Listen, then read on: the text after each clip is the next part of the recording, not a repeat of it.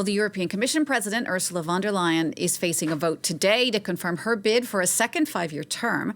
She made her final pitch this morning in a speech to the EU Parliament in Strasbourg, where she called for a strong Europe in what she dubbed a period of anxiety. Europe editor Armen Gerogian joins me now in Strasbourg for more on this. Armen, Ursula von der Leyen seemed more concerned with social issues in the speech that she gave this morning. Tell us a bit more about that.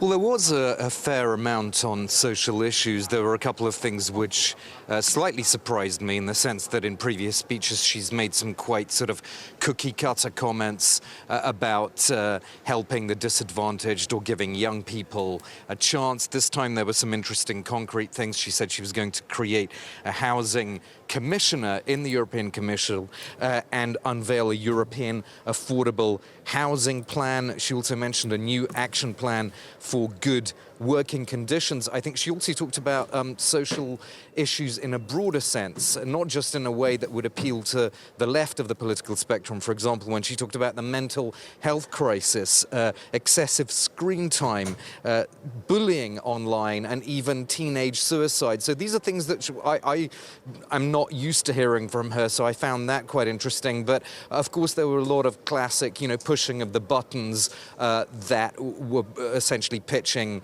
things to the left and to the right. When we talk about things that were broadly speaking right-wing, she talked about cutting bureaucracy and making it easier for businesses to function, and she said that she would instruct one of the vice presidency positions at the European Commission to have a renewed focus on that. Interestingly, also, she announced a new European Commission portfolio to deal with the Mediterranean, and that was clearly a nod to criticism from countries like Italy and Greece that they've been left alone in what they say is a rolling migrant crisis affecting Europe. So definitely some things that would have been music to the ears of the right of the spectrum, including increasing greatly the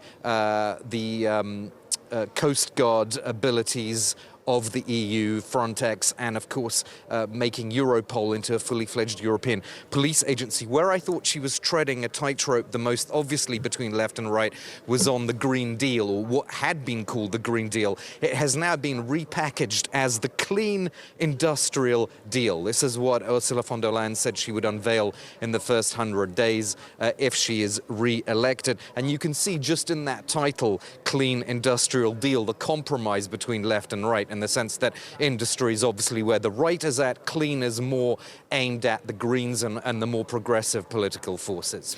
So, Armen, now she's heading into this secret ballot vote, 720-seat voters there. What are the chances she might not get re-elected? She needs 361 seats, 361 votes to be re-elected. It's anybody's guess, because there are a couple of things that make this unpredictable. One is that that blocks in the parliament are not obliged to all vote the same way. You can have rebels within a specific bloc, and we know that even within her own European People's Party, not everybody is going to back her. The other thing that's a bit unpredictable is that it's a secret ballot, so people have that privacy. They can do what they like when they actually go into that vote. All right, Armen, thanks so much for that. That's our Europe editor, Armen Gerogian.